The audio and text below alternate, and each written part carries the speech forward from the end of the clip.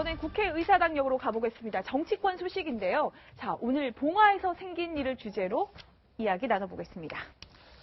이 탄핵 정국이 막바지로 가면서 정치권도 굉장히 바쁘게 움직이는 그런 모습을 보이고 있습니다. 박상병 인하대 초빙 교수 새로 모시고 이야기를 나눠보겠습니다. 네, 어서 오세요. 어서 오세요. 네. 권양숙 여사의 모친상이 있었지 않습니까? 민주당의 유력한 경선 레이스를 달리고 있는 유력한 후보들이 다 일제히 문상을 받는데 어떻게 봐야 됩니까? 그거는 뭐 당연한 거죠. 네. 노무현 전 대통령에 대한 추억도 그렇고 또 민주당 입장에서는 그래도 노무현 전 대통령에 다 적통할수록 지금 자처하고 있지 않습니까? 네. 권양숙 여사의 그 상이 있었는데 뭐 대선 주자들 일반 국민도 가서 하는 것이 맞는 것이죠. 저는 그런 부분에서는 좋은데 다만 이제 이런 것들이 너무 정치권에서 그 가서 대선 주자들 했던 얘기가 정쟁으로 비치는 거는 앞으로 정말 지양했으면 좋겠다. 네. 거기서는 조문하러 가는 거는 조문 정치가 아니라 조문은 조문들을 끝내고 난 다음에 나오면 좋을 텐데 혹시나 이게 이제 다른 주자들 할 수 있잖아요. 그러면 혹시 이제 핵심 지지자들이 이를테면은 뭐 그 자리에서 이게 왜 왔느냐, 또 이런 식으로 하는 것은 좀 특별히 좀 경계를 했으면 좋겠다.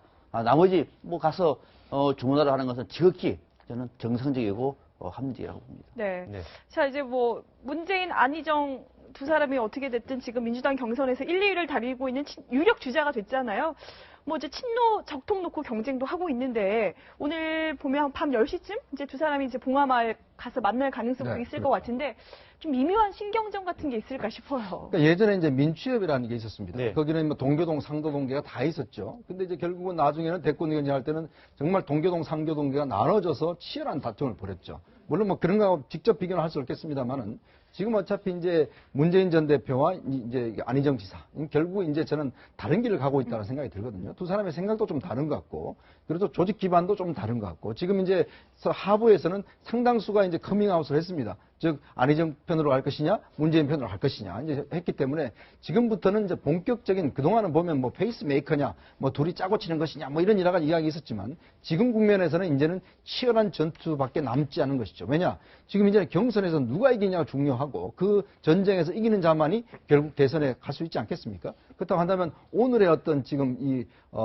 가서 조문하는 것 자체가 보면 저는 상당한 신경전을 벌일 거로 봐요. 특히 이제 최근에 안희정 선의 발언 때문에 사실은 이 SNS 공간에서는 친문들의 굉장한 공격을 받았습니다. 네. 그게 또 많은 또 어떤 비판을 받았고 그런 거기 때문에 아마 안희정 씨의 입장에서는 뭔가 상황 자체를 좀 반전시켜야 되는 그런 필요성이 있죠. 그런 측면을 본다면 뭔가 어떤 치열한 어떤 이 여러 가지 눈치 싸움, 어떤 대결 이런 것들이 아마 벌어지지 않을까라는 저는 좀 예측을 해봅니다. 네. 근데 저 빈소에서는 둘이 못 만날 가능성이 더 많은 거 아닌가요? 왜 그러냐면 각자 촛불 집회에 참석하고 나서 간다고 그래요. 네. 그러면 이제 서울의 촛불 집회가 뭐 초반에 참석하고 간다고 해도 거기에 뭐 KTX 타고 가고 어쩌고 하면은 10시는 훨씬 넘을 것 같고 그다음에 저 안희정 충남지사 같은 경우 뭐 전주에서 촛불 집회 참석하고 간다고 하잖아요. 그렇게 되면 시간이 서로 안 맞을 가능성이 있는데 자 작년에 그 이제 친노인 김경수 의원 부친상이 있었습니다. 그 부친상에도 두 분이 갔는데 사실은 그러니까 안희정 충남지사를 따르는 세력과 문재인 전 대표를 따르는 세력이 각자 방을 따로 썼다고 하잖아요. 네. 아마 이번에 두 분이 저기서 서로 안 만난다 할지라도 그 캠프 사람들은 서로 이번에도 다른 방을 쓸 가능성이 있다. 그래서 또 기자들의 입방에 오르내릴 가능성이 있을 것 같습니다. 네. 네. 자, 이제 뭐 탄핵 심판 날짜가 좀 다가오면서 조기 대선도 이제 점점 불붙고 있는데 네. 민주당도 드디어 토론회를 하기로 했거든요. 그러니까 다음 주 3월 3일에 라디오 토론회부터 시작을 하기로 했는데 이걸 두고도 지금 당에서 좀 시끌시끌해요. 이재명 성남시장이 가장 크게 반발을 하고 있는데 이재명 시장의 목소리를 먼저 들어보시겠습니다. 상품을 직접 구매할 단계가 됐는데 여전히 저 멀리 전시장 안에서 예쁘게 쇼윈도에 보여주기만 하고 또 학예 발표회처럼 자기 준비한 거 일방적으로 읽기만 하고 또 이런 방식으로는 우리 국민들이 제대로 된 상품을 고를 수가 없습니다. 네, 이재명 성남시장 발언 보면 예. 쇼윈도, 학예 발표에 상당히 뼈가 들어 있습니다. 굉장히 뼈가 있죠. 그걸 네. 보면 이재명 시장이나 지금 안희정 지사 같은 경우는 한번 제대로 토론 좀 해봅시다. 토론 좀 해봅시다. 참모들이 써준 거 갖고 그야말로 갖다 발표에 나가서 그 어떻게 보면 제대로 보면 그야말로 국민들, 유권자들 선택할 그런 당의 대의원들한테 제대로 자신을 보이겠습니까? 제발 좀 토론 좀 합시다. 네. 라고 이야기하면서 이재명 시장 같은 경우는 이렇게 얘기하고 있죠. 아니 3월 3일에 한 번 라디오 토론하자고 그거 되겠어? 2번을 해줘야 될 거 아니야. 탄핵 전에. 탄핵 전에. 네. 그러니까 정확히 탄핵 기정사실을 하면 안 됩니다. 네. 어쨌든 헌법재판소 결정 이전에 그렇죠. 최소한 2번 정도 해주고 그 이후에 보면 권역별로 8번 정도는 해줘야 되는 거 아니야? 라고 얘기하는데 계속 보면은 어쨌든 문재인 전 대표를 갖다 좀 어떻게 보면 지원하고 있는 듯 보이는 현 지도부, 현 그 민주당 지도부에서는 잠깐만 저런 식으로 가다 보니까 이재명 시장 같은 경우는 굉장히 불편한 심기를 드러내고 있고 또 그렇게 얘기할 때마다 당은 다릅니다만 국민의당의 박지원 네. 대표 같은 경우는 옆에서 흔한 얘기로 조금 좀 부활을 지르죠. 아니 프롬프터를 갖고 나와도 좋으니까 한번 얘기 한번 제대로 해봅시다. 흔한 얘기로 좀 진검승부를 해봐야지 우열, 변별력이라고 그러죠. 네. 이 사람 보는 이 국민들과 유권자들 입장에서는 아, 이 사람이 진짜 실력이고 이 사람이 실력이 없구나. 변별력이 있어 보일 텐데 아니 써준 그 모범답안 같은 거 갖고 일방적으로 얘기해서 되겠습니까? 그러니까 박지원 대표가 흔한 얘기로 슬쩍 남의 당이 일이지만 슬쩍 이제 고춧가루를 뿌리면서 네. 프롬프터를 갖고 나와서 읽으셔도 좋습니다. 그러나 정말 공개적으로 후보들 간에 한번 시원하게 토론 한번 합시다. 라고 문재인 전 대표 쪽을 갖다 뭐라 약간 좀 격추를 시키고 있는데 문재인 전 대표는 이런 것 같아요. 아무리 그래도 기차는 간다. 우리 식으로 갈 거야. 라고 지금 자기 어떻게 보면 기조대로 가는 것 같습니다. 네. 박 교수님 뭔가 네. 굉장히 하고 싶은 말씀이 있으신 것 같은데. 아니, 너무 예리했어요. 네. 그러니까 네. 박지원 국민의당 대표가 얘기했던 건 할 수가 있는 건데 핵심 키워드가 프롬프트거든요. 네. 그걸 딱 찍어서 얘기를 하네요. 그러니까 프롬프트를 받을 수 없다고 얘기하면은 그러면은 문재인 전 대표가 왜 그러면은 TV 토론을 왜 안 한다는 겁니까? 프롬프트를 안 보고 얘기하니까 할 말이 별로 없어서 못 한다는 얘기를 은근히 얘기하고 있는 거잖아요. 그러니까 그만큼 준비된 사람이 아니다. 그리고 또 공개적인 토론을 하면 토론에서 잘 할 수 있는 사람이 아니다. 그걸 전제하니까 프롬프트를 보더라도 토론하자. 네. 말은 되잖아요. 근데 저는 지금 민주당 같은 경우는 사실 이 정도 되면은 흥행몰이를 위해서 상당히 애를 쓰는 그런 타이밍이거든요. 그렇잖아요. 그죠? 흥행몰이를 위해서. 그래서 당에서도 아마 대선에 이 흥행을 기획하기 위해서 많은 사람들이 노력을 많이 하면 어떻게 할까? 저거 돌까? 말까? 저기를 먼저 갈까? 혼합을 먼저 갈까? 생각할 텐데 TV 토론 같은 경우는 좀 괜찮은 상품이 좋잖아요. 네. 문재인. 아니죠. 제가 며칠 전에 안희정 지사가 바로 옆에서 연설한 걸 들어봤습니다. 제가 사회를 보면서. 상당히 매력적이에요. 네. 토론하면 아마 상당히 사람들이 집중될 겁니다. 이재명 시장 같은 경우는 상당히 또 흡인력이 있어요. 괜찮은 거거든요. 근데 왜 안 하고 라디오 토론을 왜 하죠? 처음부터? 그래서 이게 좀 저는 좀 이상해요. 그래서 아마 그러다 보니까 프롬프트가 없는 토론이다 보니까 박지원 대표께서 프롬프트를 보더라도 토론하시라라고 조언 아닌 조언을 네. 얘기하고 있는 걸 황교안 형이 딱 짚고 각 후보 진영의 이해관계는 아마 다를 겁니다. 근데 지금 저희가 대선 후보들의 토론 이야기가 나오다 보니까 이렇게 떠오르는 영상이 있어요. 네. 5년 전 대선 때의 영상을 저희가 준비했는데요. 먼저 보시고 이야기를 나눠보겠습니다. 이명박 정부는 이 임기 내내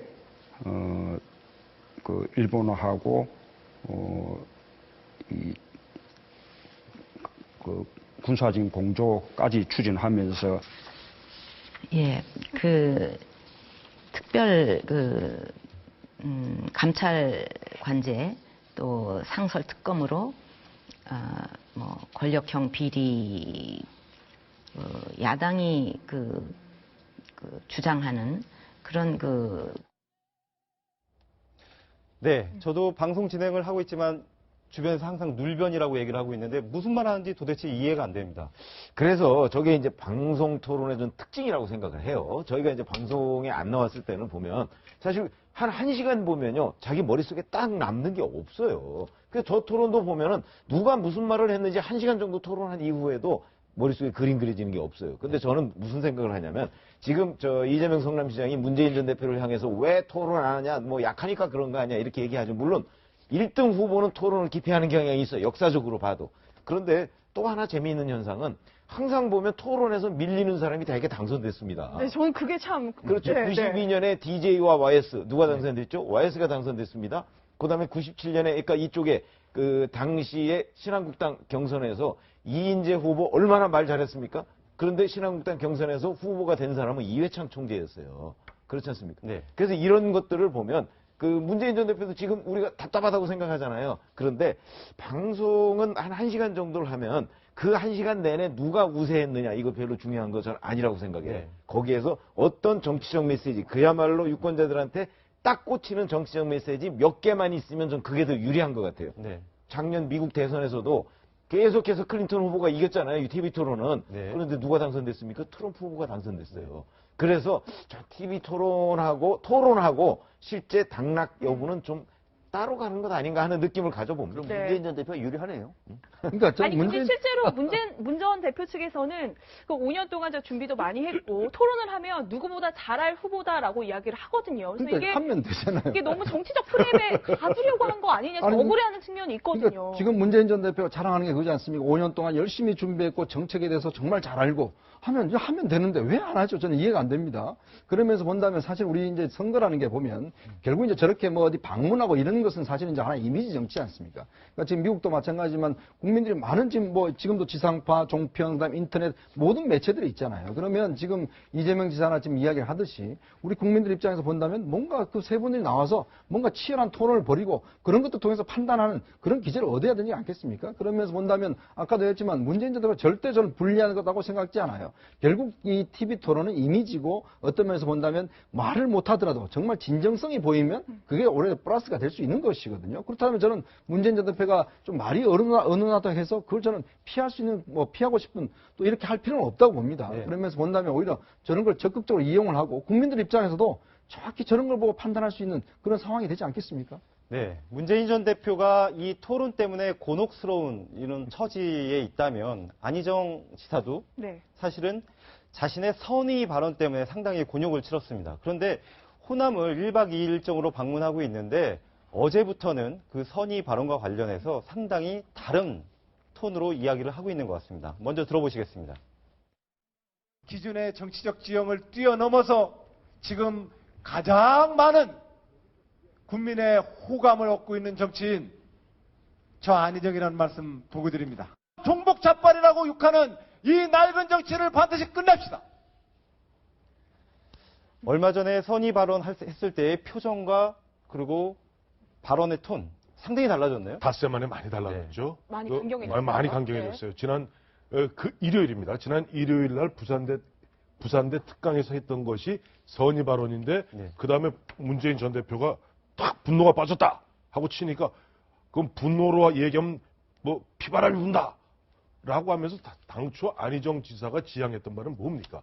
자, 당내 지형도는 문재인 전 대표 즉 이른바 친문이 80%를 점하고 있기 때문에 본인은 외곽을 때리겠다. 외곽을 때려서 중도 외연 확장성이 내가 더 있다. 아까 본인도 얘기했지만은 국민들 호감도는 내가 더 높다. 이런 식으로 해서 외곽을 흔들면서 내부의 어떤 내부를 갖다 장악해 나가려는 것이 아마 본인의 중도 외연 확장의 전략이었고 거기서 나왔던 것이 선의 발언이라고 봐요. 근데 어쨌든 문재인 전 대표랑 우당탕 붙으면서 전통적 지지층에서 당신 무슨 얘기하는 거야?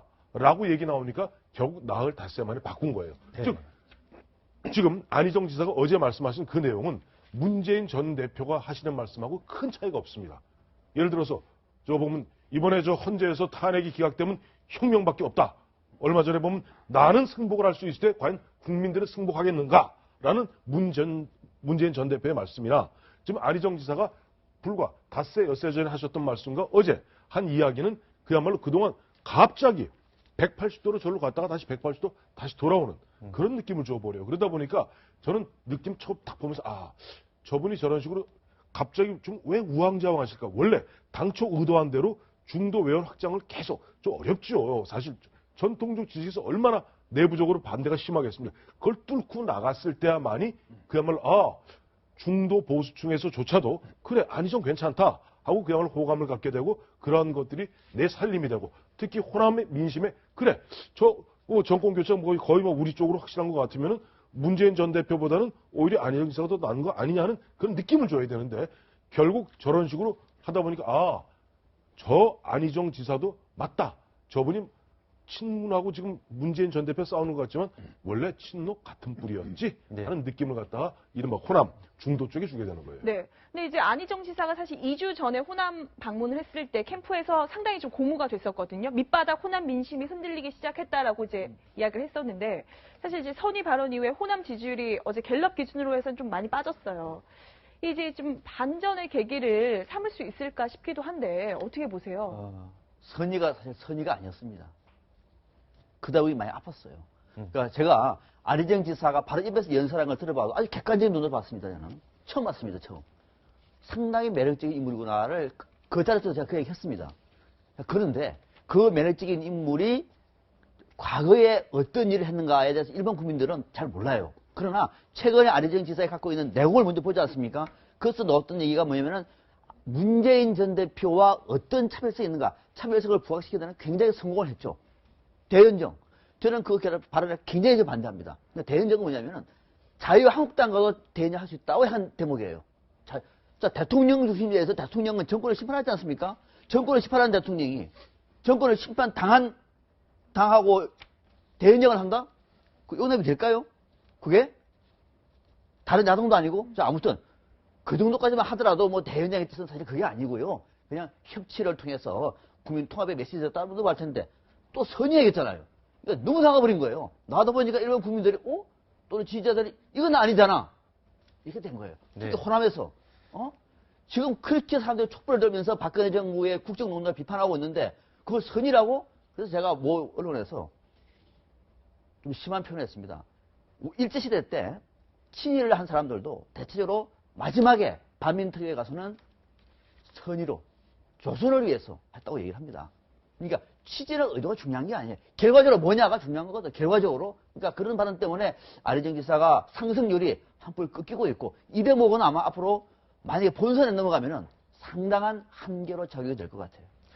호남에서의 지지율이 빠지고 있다라는 건 안희정 지사한테도 굉장히 위기로 이제 받아들일 수밖에 없는 상황일 것 같은데 그렇죠. 지금 호남의 인재를 영입해야 된다라는 이런 고민도 하고 있는 걸로 얘기가 나오고 있습니다. 그렇긴 하지만 네. 이게 지금 호남에는 무슨 대표성을 가진 인재라는 건 없습니다. 지금 네. 현재는 과거에 뭐 DJ나 아니면 지금 국민의당 박지원 대표나 이런 상징성을 가지고 있는 인물들이 있었지만 지금 현재는 그렇지 않거든요. 그러니까 인재 몇 명 영입한다고 그래서 호남에 빠진 지지율이 갑자기 회복되거나 그러지는 저는 않다고 보고 다만 이제 안희정 충남지사의 경우 사실 왜 이 선의 발언이 물론 상당한 영향을 미쳤지만 꼭 선의 발언 때문만은 아니다. 저는 이렇게 봅니다. 무슨 얘기냐면 그동안에 안희정 충남지사가 지지율 급상승을 했잖아요. 그때까지만 해도 문재인 전 대표는 계속해서 아유 뭐 서로 이렇게 우리의 확장성을 넓혀주면 좋죠라고 얘기를 했습니다. 포용적으로 나갔어요. 근데 이 지지율이 자기한테 위협이 되자마자 좌우에서 안희정 충남지사를 협공하기 시작했어요. 네. 선의 발언은 저는 그냥 그 협공하기 위한 어느 하나의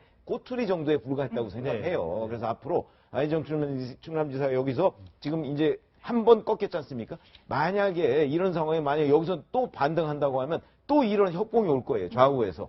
그럴 경우에는 안희정 충남지사가 본인의 내공으로 이걸 극복해야 되는데 지금 선의 발언과 관련해서 본인이 약간 우왕좌왕하잖아요. 저 때문에 저는 안희정 충남지사가 이번 대선 국면에서 최대의 위기를 맞았다. 저는 그렇게 보고 있습니다. 네. 근데 이제 어찌됐든 그 탄핵 심판 이후에 그 결과에 따라서도 또 분명히 지지율이 한번 요동칠 것 같긴 해요. 그러니까 지금 민주당에서는 특히 이제 선거인단 모집 때문에 아주 경쟁이 이제 불붙고 있는데 이 안희정, 이재명 이 두 후보는 그러니까 문재인 전 대표 측에 비해서 이제 조직이 약하다 보니까 네. 어찌됐든 탄핵 결정, 그러니까 탄핵 심판 결정 이후에 들어오는 선거인단은 좀 나한테 더 유리할 것 같다라고 지금 주장을 하고 있거든요. 그러니까 지금 이제 저는 안희정 지사의 선의 발언은 아마 그런 의도 같습니다. 지금 우리가 이제 촛불 집회, 태극기 집회 돼 있고 어떤 결정이 내려든지 간에 저는 아마 양쪽에서 승복을 하지 않을 것 같아요. 자, 그러면 우리나라가 보면 결국 이제 이 상황 자체가 계속 이어진다고 할 수밖에 없거든요. 지금 만약 3월 13일 내려준다 하더라도 양측이 어떤 결론을 내는 승복하겠습니까? 결국 이제 그 이유를 생각하는 거죠. 네. 그렇다면 결국 이 앞으로 대통령이 될 사람은 한쪽을 정말 완전히 깔아뭉개고 뭔가 정권을 완전히 잡는 것이 아니라 그래도 함께 해야 된다라는 어떤 시대적 필요성 이런 것 때문에 저는 선의 발언이 나왔다고 봐요. 그러면서 본다면 탄핵 전과 후는 저는 좀 다를 거로 봅니다. 특히 탄핵이 되고 난 다음에 예를 들어서 인용이 된다라면 사실 이제 박근혜 대통령에 대한 이제 어떤 타켓은 진짜 없어지는 거 아니겠습니까? 자, 그때부터는 그러면 유권자는 뭘 생각하겠습니까? 결국은 이 나라를 어떻게 이제 이끌어 갈 것이냐, 그리고 이 나라를 어떻게 수습해 나갈 것이냐, 저는 거기에 어떤 집중된다고 보고, 그렇다면 이제 개개 인물에 대한 인물의 중심에 어떤 선거 운동 중심이 된다고 한다면 지금 안희정의 선의 발언이 지금은 굉장히 불리하죠. 왜냐하면 지지층들한테는 일단 와닿지 않는 이야기니까. 근데 그 이유가 된다라면, 이 혼란상이 계속된다라면 저는 그런 부분에 대해서 충분히 공감할 수 있는 여지가 있다. 자, 그러면 그때 안희정 지사의 어떤 철학이나 이런 것들이 얼마만큼 어필할 것인가, 거기에 따라서 저는 지지층과 또 경선 결과 이것도 좀 달라질 수 있다라는 좀 전망을 해봅니다. 이 탄핵 심판 이후에 국민 통합을 염두해 둔 것까지 고려할 수 있다라는 해석일 수 있는데 어떻게 생각하십니까? 저는 그래요. 이제 보면 당초 네.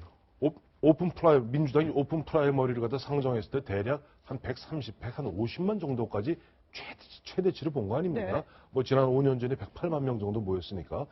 그런데 지금 현재 분위기로 봐서는 거의 200만 넘을 수도 있고, 네. 그런 경우에 아까 말씀하신 대로 박근혜 대통령 탄핵이 인용된다면은 그 이후에는 정말로 누가 끌어갈 것인가. 여기에 제가 그래서 앞서 말씀드린 대로 안희정 지사가 지금 우왕좌왕하는 것이 지금 당장은 우왕좌왕하지만 차라리 처음 그 스탠스를 유지했더라면 만약에 그런 경우에 200만, 250만 왔을 때는 오히려 보면은 중도층으로부터 더 많은 지지를 받을 수 있었는데 우왕좌왕함으로써 오히려 조금 마이너스 요인으로 작동할 수도 있다는 말씀을 드립니다. 네.